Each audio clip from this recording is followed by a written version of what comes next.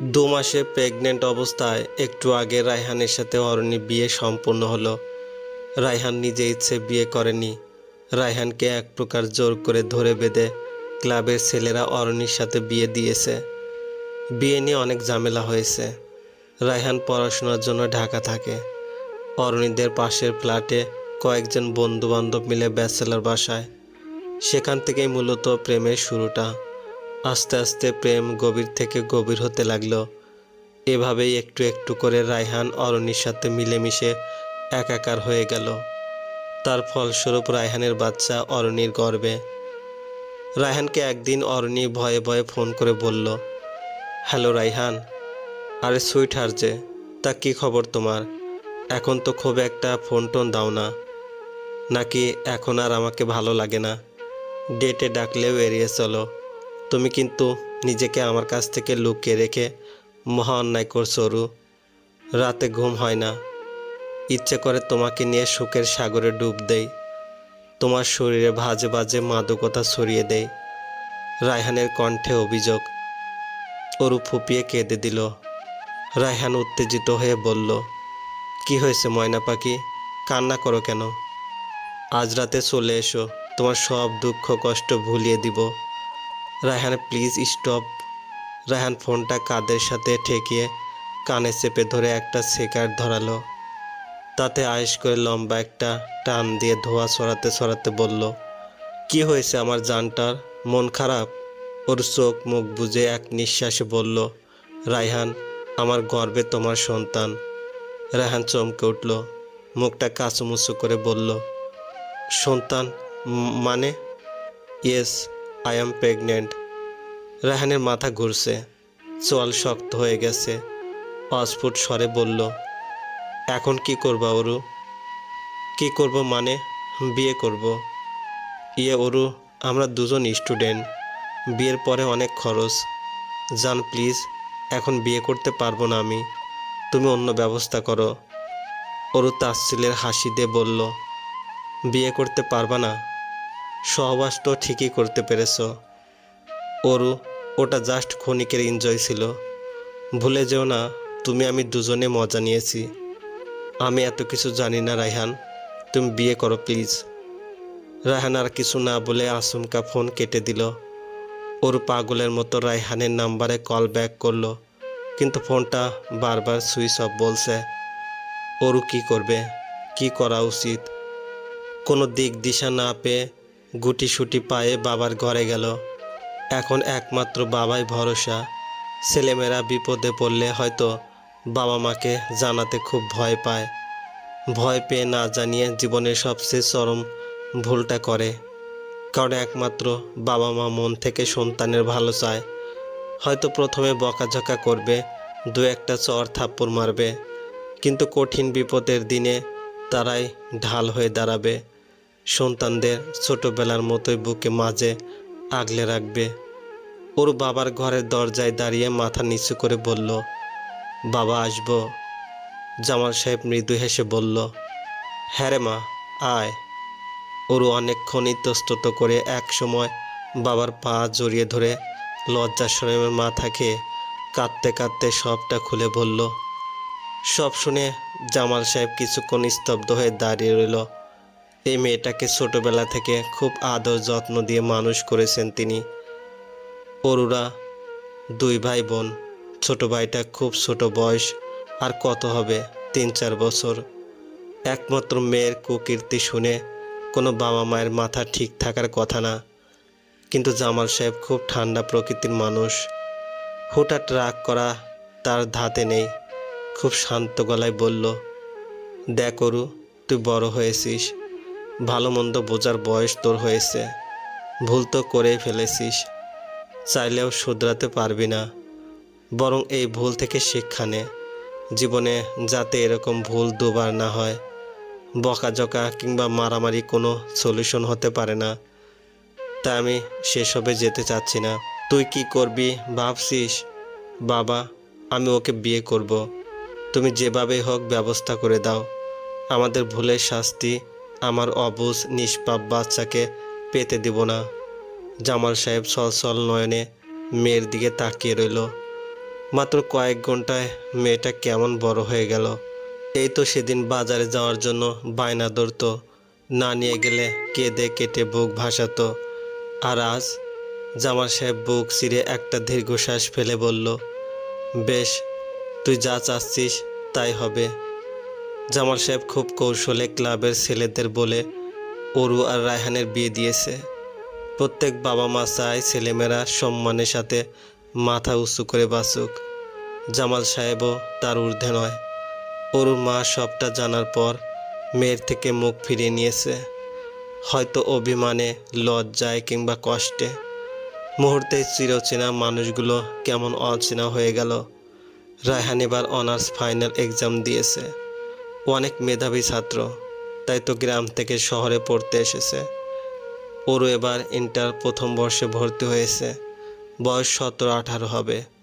বিয়ের পর থেকেই রায়হান মুখটা ভার করে রেখেছে। অরুর সাথে কোনো কথা বলছে না। অজানা ভয়ে অরুর মুখটাও শুকিয়ে গেছে। বিয়ের মিনিট 20 পর অরু আর রায়হানকে বাসে উঠিয়ে দিল জামাল সাহেব। উদ্দেশ্য রায়হানের গ্রামের বাড়ি। অরু কিছুটা সংকোচ নিয়ে ভয়ে ভয়ে রায়হানের বুকে মাথা রেখে 7-5 ভাবতে ভাবতে কখন যে ঘুমিয়ে গেছে বুঝতেই পারেনি। রায়হান হালকা ধাক্কা দিয়ে বলল, অরু ওঠো, এসে গেছি আমরা। রায়হানের ধাক্কায় অরুর ঘুম ভেঙে গেল। রায়হান অরুকে নিয়ে বাস থেকে নেমে একটা রিক্সা নিল।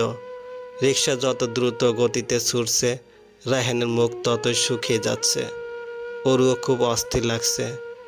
একে তো নতুন জায়গা, তার উপরে গ্রামে আগে কখনো আসেনি মেয়েটি। আর মুগ্ধ নয়নে চারপাশে তাকিয়ে প্রকৃতি উপভোগ করছে। কি সুন্দর আঁকাবাঁকা মেঠো পথ, চারদিকে সবুজের সমারোহ। এত ক্লান্ত অবসাদের পরেও অরুর খুব ভালো লাগছে গ্রাম বাংলার প্রাকৃতিক সৌন্দর্য দেখতে। অবশেষে অরুর শ্বশুর বাড়িতে এসে পৌঁছালো। অরুদের দেখে একটা বয়স্ক মহিলা দৌড়ে এসে বলল, বাপজান, তুই আইছো? রায়হান হালকা হেসে বলল, হ্যাঁ আম্মা। হঠাৎ অরুর দিকে তাকিয়ে মহিলাটি থম মেরে রইল। অরুর পা থেকে মাথা পর্যন্ত খুঁটিয়ে খুঁটিয়ে দেখে বলল, বাপজান, এই মাইয়া কেডা? রায়হান চোখ মুখ শক্ত করে উত্তর দিল, তোমাদের বৌমা। মহিলা অনেকটা অপ্রস্তুত হয়ে গেল। একটু পর উঠানে বসে চিৎকার করে বলতে শুরু করলো, আল্লাহ গো, আমার কি সর্বনাশ হইল। সাওয়াল রে পরুণের লেগা ডাহা পাঠাইছি। সাওয়াল আমারে বিয়া কইরা মাইয়া ধইরা নিয়ে আইছে। এখন আমি কি করুম? এই মুখ আমি কারে দেখামু? বলে মহিলা আসলে মুখ গুজে কাঁদতে লাগলো। মহিলার চিৎকার চেঁচামেচির শব্দ শুনে গ্রামের অর্ধেক মানুষ জড়ো হয়ে গেছে।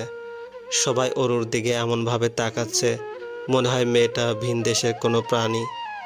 এদের অতিরিক্ত কৌতূহল দেখে অরুর খুব অস্বস্তি লাগছে। ভয়ে আমার হাত পা থরথর করে কাঁপছে। রায়হানের শার্টের কোনা খামচে ধরে উঠানের এক কোণে জড়সড় হয়ে মাথা নিচু করে চুপচাপ দাঁড়িয়ে আছে।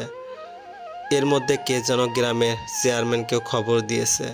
তিনি রায়হানকে সব জেরা করতেই রায়হান মাথা নিচু করে একে একে গড় গড় করে সব বলে দিল। অরুর প্রেগনেন্সির কথা শুনে সবাই একে অপরের মুখে চাওয়াচাওয়ি করে ফিস ফিস করে কি জানি বলা বলি করছে।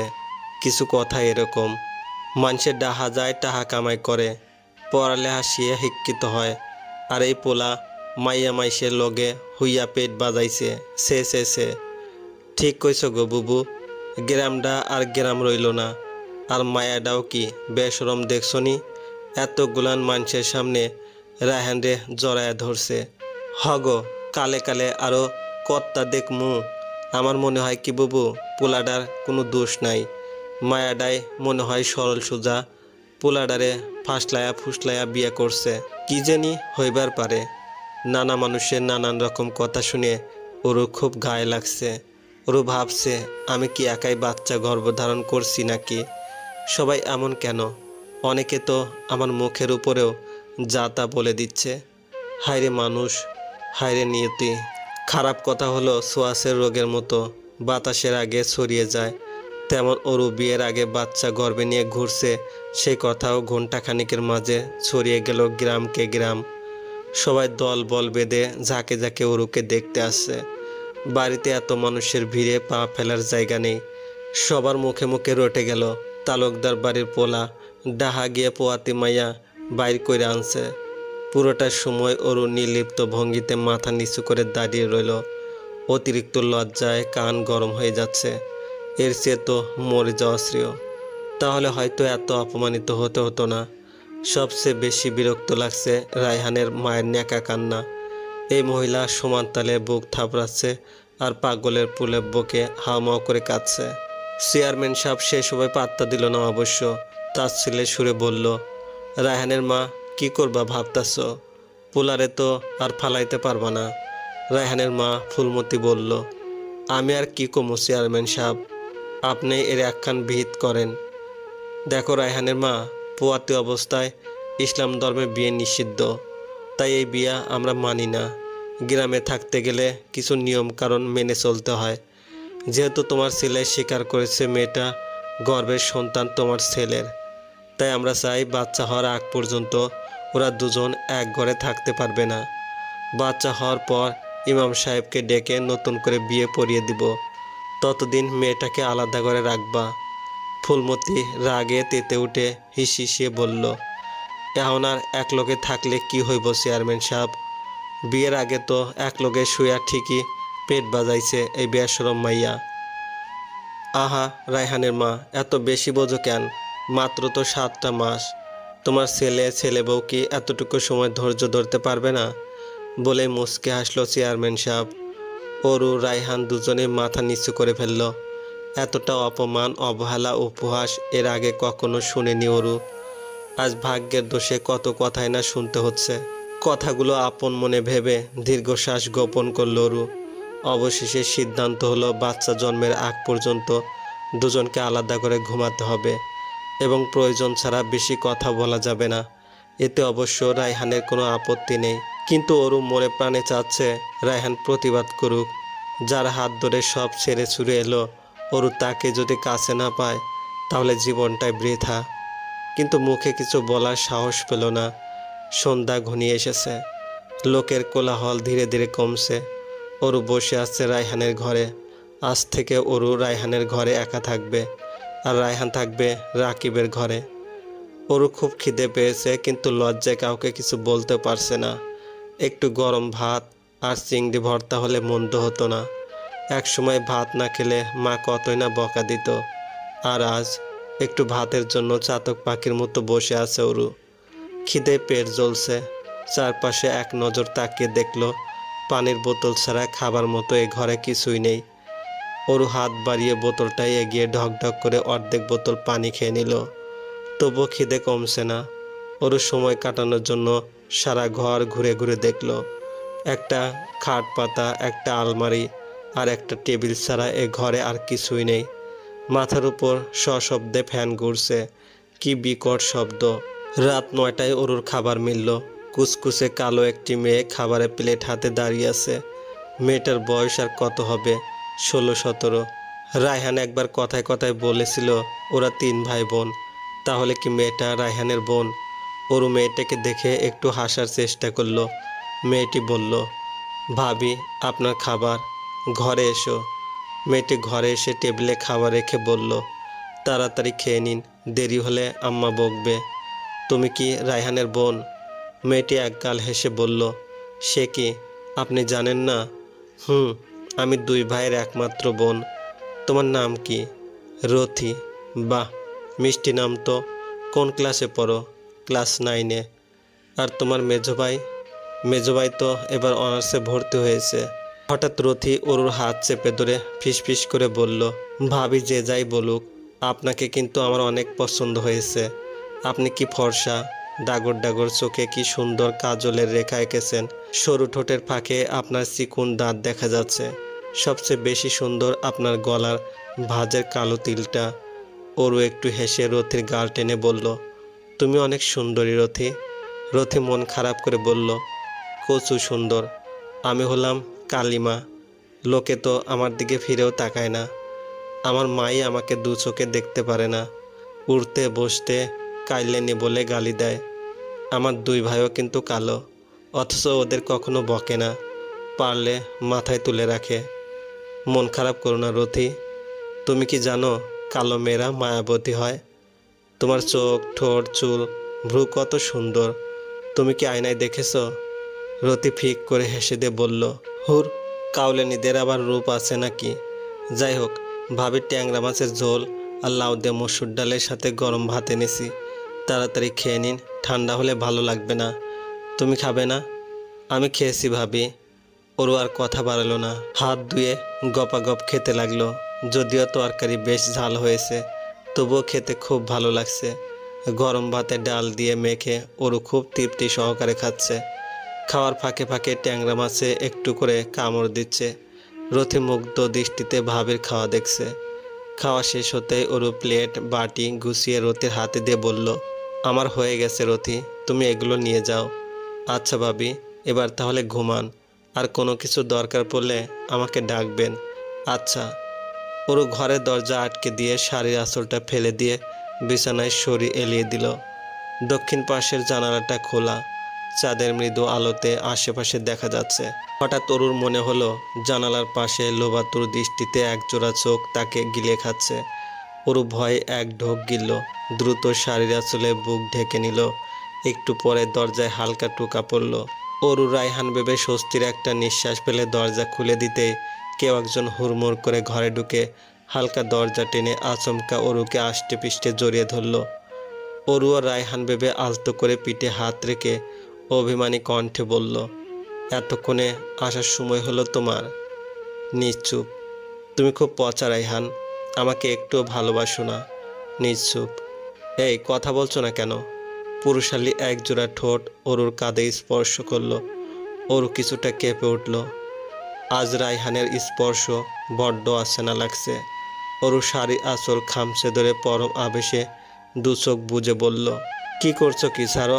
ওপাশ থেকে কোনো শব্দ শোনা গেল না। একজোড়া ঠোঁট কাঁধ ছেড়ে গলায় নেমে পড়েছে। ছোট ছোট চুমুতে ভরিয়ে দিচ্ছে অরু সারা গলা। অরু বেসামাল হয়ে ছেলেটির চুল আঁকড়ে ধরল। ছেলেটি থামল না, তার হাত পায়চারি করছে অরুর পিঠে পেটে। ঠোঁটের আদর মাখা স্পর্শ গলা ছেড়ে কপালে অনুভব করতেই অরু চোখ মেলে তাকিয়ে দেখে অরুর সামনে দাঁড়িয়ে আছে সম্পূর্ণ অজানা অদেখা একটি নতুন মুখ। অরু ভয়ে এক চিৎকার দিতে ছেলেটি অরুর মুখ চেপে ধরে বলল, আরে ভাবি, আস্তে চিল্লাও। এত জোরে চিৎকার করে শুধু শুধু আমাদের সুন্দর মুহূর্ত নষ্ট করছে কেন? আতঙ্কে অরুর মুখ শুকিয়ে গেছে, ভয়ে হাত পা থরথর করে কাঁপছে। এতক্ষণ রায়হান ভেবে এ কাকে কাছে টেনে নিয়েছিল অরু। ভাবতেই ঘৃণায় সারা শরীর শিরশির করে উঠল। অস্ফুট স্বরে বলল, আপনি কে? রাকিব মুচকে হেসে দু কদম পিছিয়ে গেল, বলল, আমি তোমার দেবর রাকিব। অরু চোখ মুখ শক্ত করে বলল, এক্ষুনি আমার ঘর থেকে বেরিয়ে যান। আরে কম চিল্লাও তো, বেশি চিল্লাচিল্লি করলে আমি সবাইকে বলে দিব তুমি আমাকে সময় কাটানোর জন্য ঘরে ডেকেছো। তখন কিন্তু তোমাকেই লোকে বদনাম করবে, খারাপ ভাববে। বলেই রাকিব চাপা শব্দে হেসে দিল। অরু দু হাত জোর করে মিনতির স্বরে বলল, প্লিজ আপনি ঘর থেকে বেরিয়ে যান। যাব তো, তার আগে আমাকে খুশি করো। কিভাবে? বেশি কিছু করতে হবে না, শুধু একটু আদর দাও। তুমি একটা খাসা মাল, বুঝলে? উফ, ফিগার কি হট! তোমার মতো হট মাল গ্রামে এক পিছু নেই। তোমার উপর নিচ একদম সমান।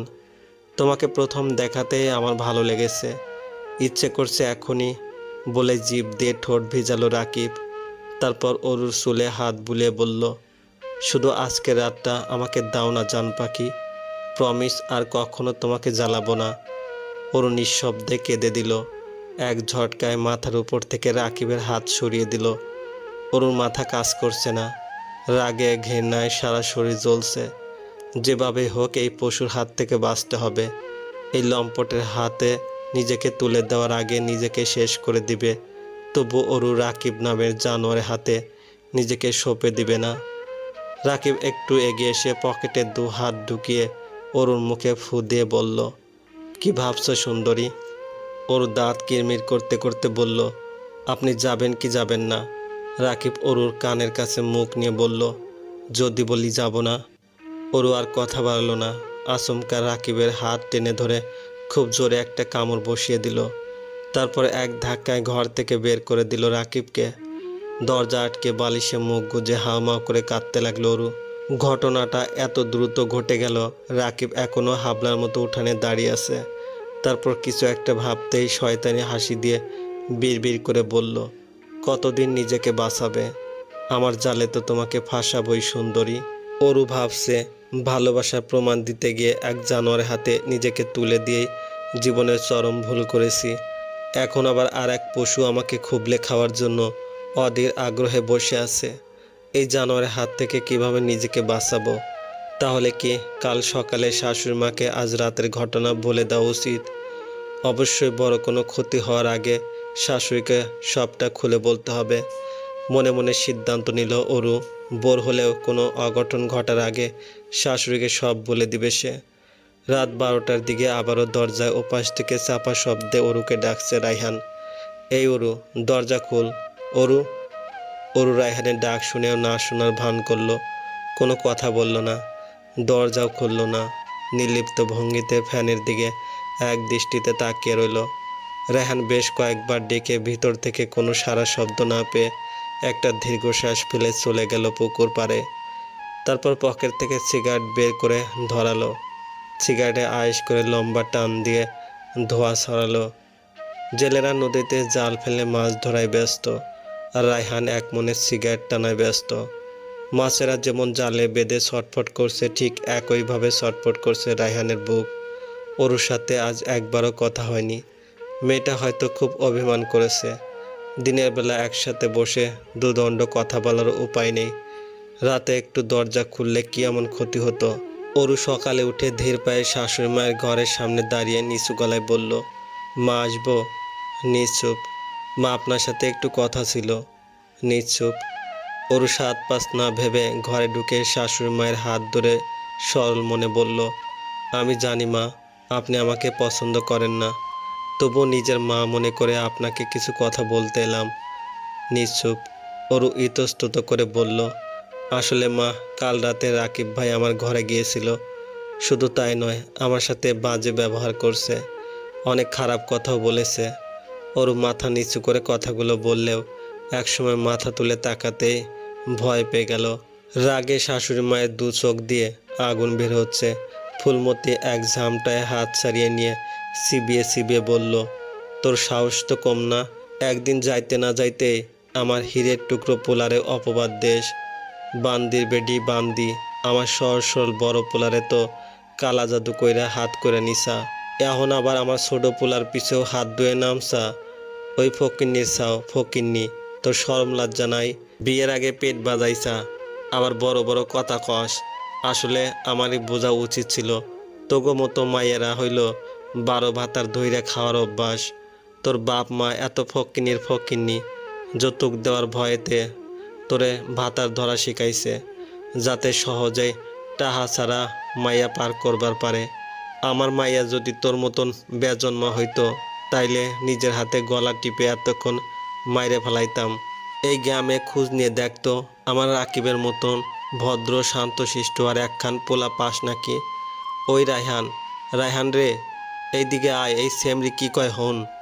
কয় কিরে, এই সেমরি নিজে পর পুরুষের লগে শুইয়া পেট বাজাইছে, আবার কয় আমার ছোট পোলার চরিত্র খারাপ। ওই রায়হান, এইদিকে আয়। রাইতের আন্ধারে তোর ছোট ভাই নাকি এই সেমরির লগে লটর পটর করছে। অরু কাঁদছে, নীরবে কাঁদছে। আজ পর্যন্ত অরুকে কেউ একটা বকা দিয়েছে নাকি তাই সন্দেহ। অথচ আজ এই মহিলা বাজে ভাষায় কী সব গালাগালি করছে। বেশি খারাপ লাগছে অরুর জন্য, অরুর বাবা মাকেও বকা দিচ্ছে। তার ছেলের মুখোশের আড়ালে কত ভয়ানক রূপ লুকিয়ে আছে তা যদি জানতো এই মহিলা, তাহলে আজ হয়তো এভাবে বলতে পারতো না। অথচ মহিলা সত্যি মিথ্যা যাচাই না করে চিৎকার চেঁচামেচি শুরু করেছে।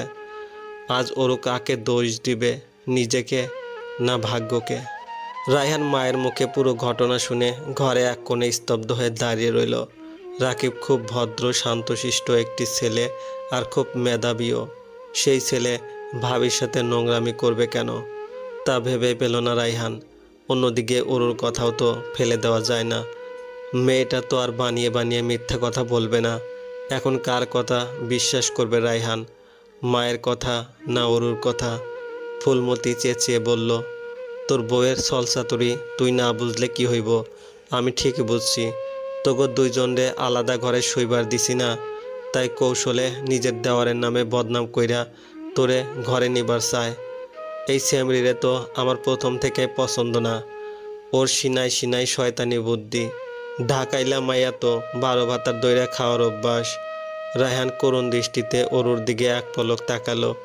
অপমানে লজ্জায় মেয়েটার মুখ একদম শুকিয়ে গেছে। দীর্ঘশ্বাস ফেলে বলল, মা তুমি থামবে? এমনই আমারে থামতে কস কে? তুই আমার পেটের ছাওয়াল হইয়া এই বেজন্মার পক্ষ নেস। খোঁজ নিয়ে দেখ কা এই সেমরির বাপ মায়ের ঠিক আছে নাকি? রায়হানের সোয়াল শক্ত হয়ে গেল। রাগে হাত মুঠো করে চিৎকার করে বলল, কি চাইছো বলো তো মা তুমি? ঘরের ভিতর শুধু শুধু অশান্তি করছো কেন? ওকে যা খুশি বলো, এর ভিতর ওর বাবা মাকে টানছো কেন? ফুলমতি হঠাৎ সশব্দে কেঁদে দিল, মুখে আঁচল গুজে। রায়হানের পা ধরার ভঙ্গি করে বলল, মাফ চাই বাজান, মাফ চাই। তোর বউরে আর কিছুই কমু না। আমি বুঝবার পারি নাই পোলা আমার দুদিনেই বিয়া কইরা পর হইয়া যাইব। বুঝলে তোর বউরে কিচ্ছু কইতাম না। যে পোলার লেগা জায়গা জমি বেইসা পড়ালেখা করুণের লেগা ডাহা পাঠাইছি, সেই পোলা এখন আমারে কয় আমি নাকি সংসারে অশান্তি করি। আজ তোর বাপ বাইসা থাকলে আমারে এত অপমান করবার পারতি না। বলেই হাউমাউ করে কাঁদতে লাগলো ফুলমতি। রায়হান কি করবে কি বলবে ভেবে পেল না। সমস্ত রাগ গিয়ে পড়ল অরুর উপর। মাকে এসব কথা না বলে রায়হানকে বললেও পারত মেয়েটা। রায়হান অরুর এক হাত চেপে ধরে সাপের মতো হিসিয়ে বলল, এখন তোর শান্তি হয়েছে আমাদের মা ছেলে সম্পর্ক খারাপ করে? তুই তো এটাই মনে মনে চেয়েছিলি।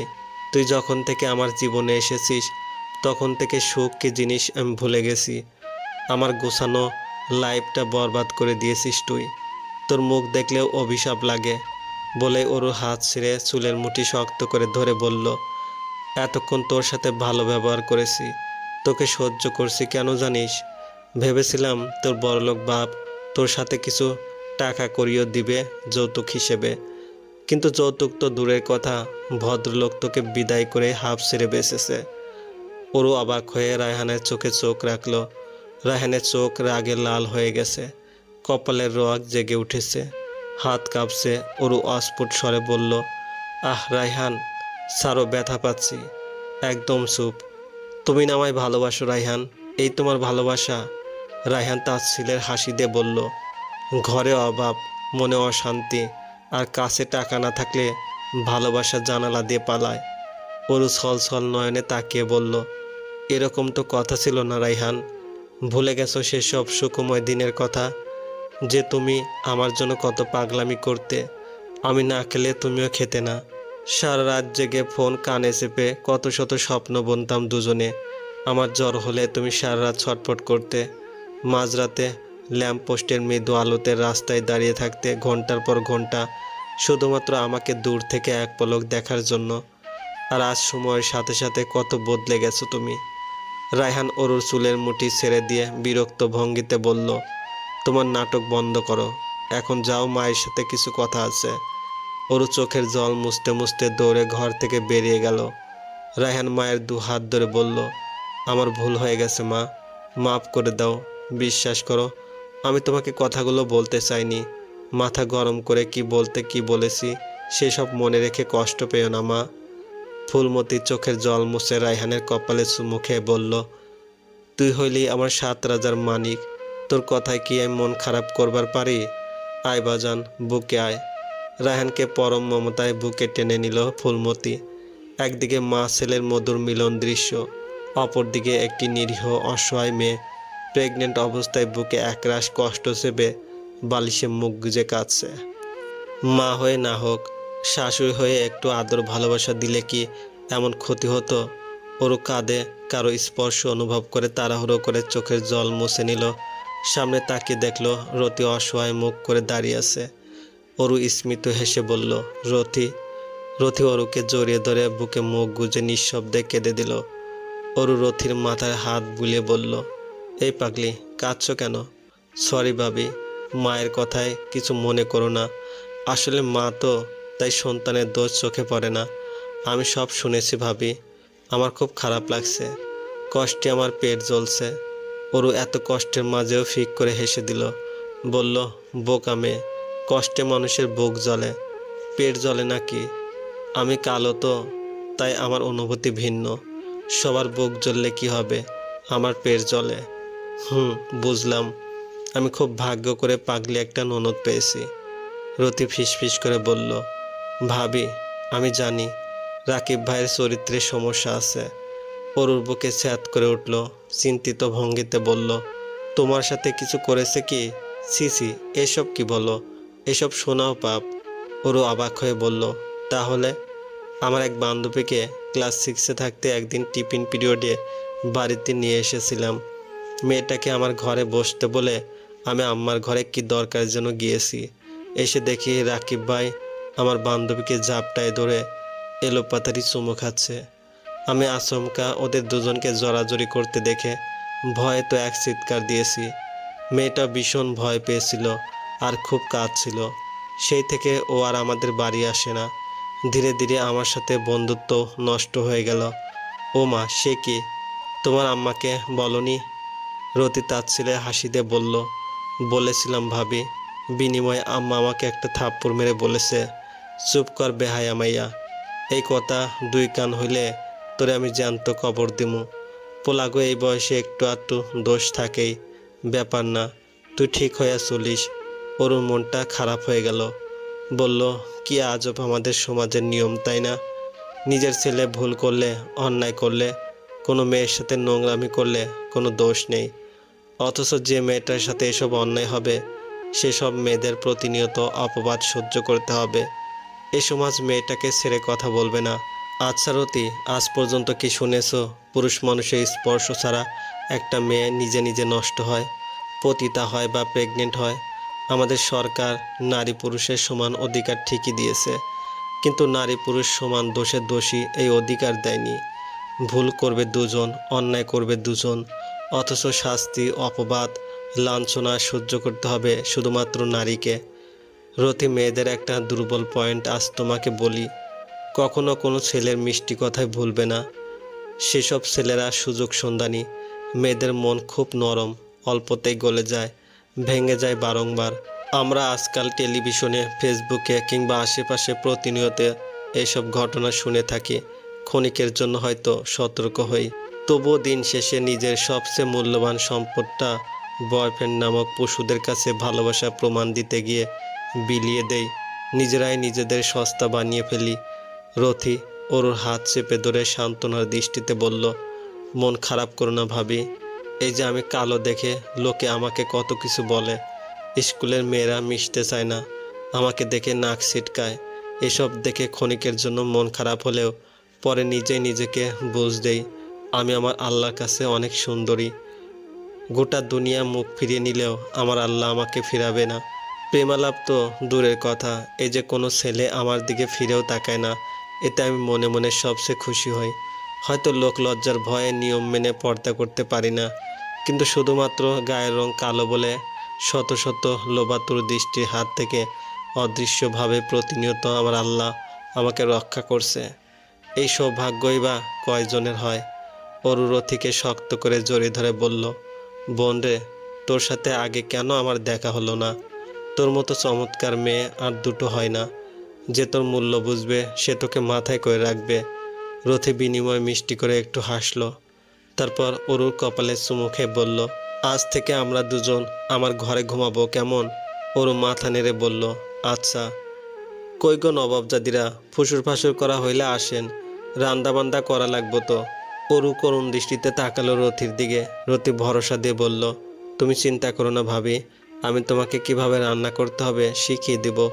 তারপর গলা স্বর উঁচু করে মাকে উদ্দেশ্য করে বলল রথি, মা তুমি চিন্তা করো না, সময় মতো খাবার পাবে। রথি অরুর হাত ধরে রান্নাঘরে নিয়ে গেল। চুলায় ভাতের জন্য গরম পানি বসিয়ে একটা বোলে চাল নিয়ে রথি বলল, ভাবি পানি দিয়ে ভালো করে চালগুলো ধুয়ে হাঁড়িতে আস্তে আস্তে ছেড়ে দাও। অরু মৃদু হেসে বলল, আমি ভাত রান্না করতে পারি বুনু। রতি খুশি হয়ে বলল, আর কি কি পারো ভাবি? ভাত, ডাল, ডিম ভাজি, আলু ভাজি, মাছের ভর্তা, মাছের ঝোল, সর্ষে ইলিশ, মাংসের তরকারি, বিরিয়ানি, পোলাও, মোটামুটি বাঙালি আইটেম পারি। ওরে আল্লাহ, বলে কি! আমি তো ভাবছি তুমি বড়লোক বাড়ির মেয়ে, কোনোদিন পানিটুকু ভরে খাওনি। হুর, কি যে বলো! রান্না শিখেছি শখের বসে। আমার যখন খুব মন খারাপ হয় তখন আমি রান্না করতে ভীষণ ভালোবাসি। তাছাড়া রান্নায় গরিব বড়লোক আছে নাকি? রান্না শেখা বা পারা হলো মেয়েদের গর্ব।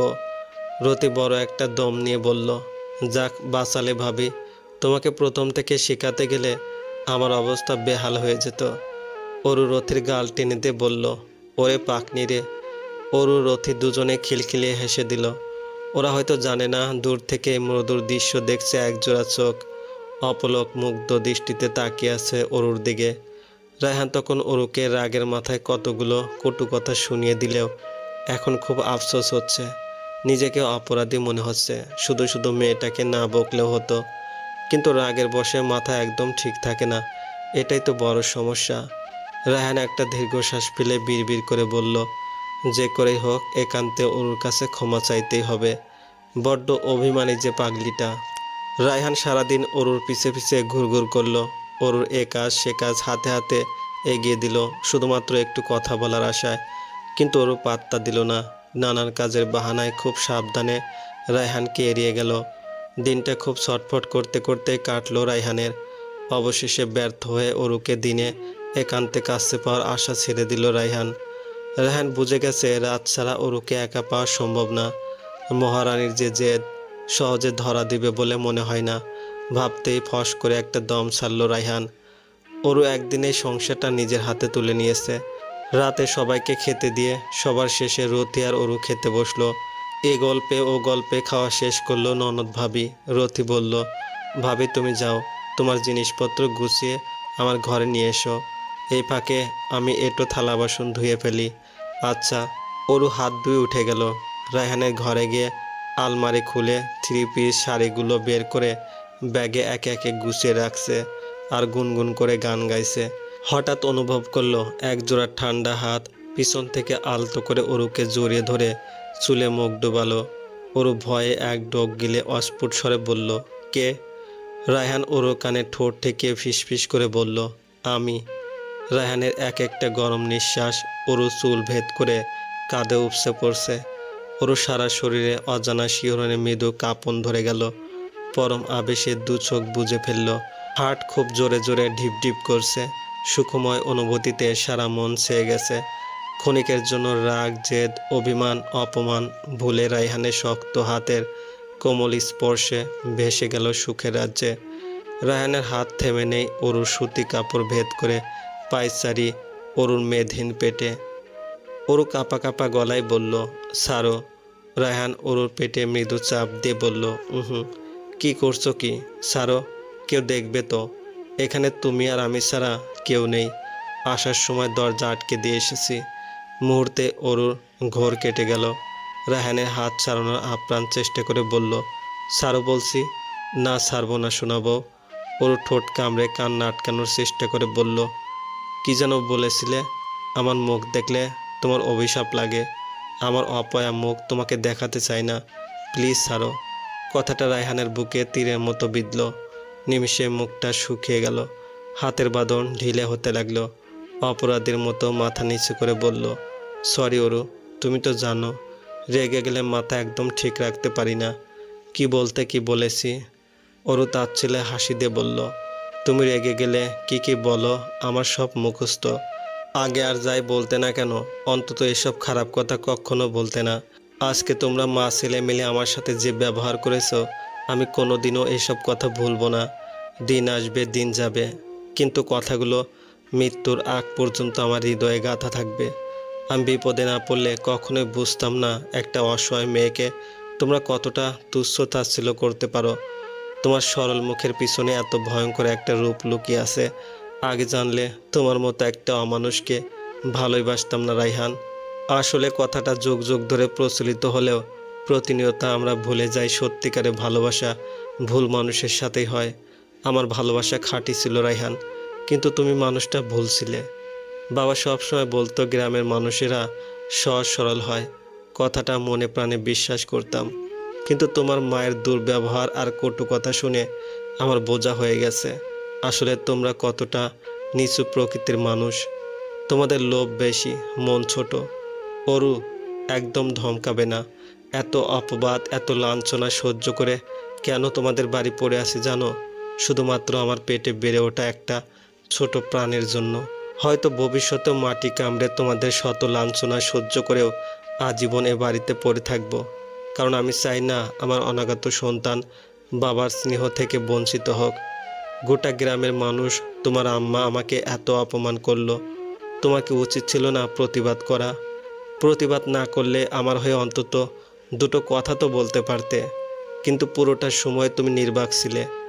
মাঝে মাঝে আমার না ভাবলে খুব অবাক লাগে রায়হান, আমি তোমাকে কেন ভালোবাসতে গেলাম।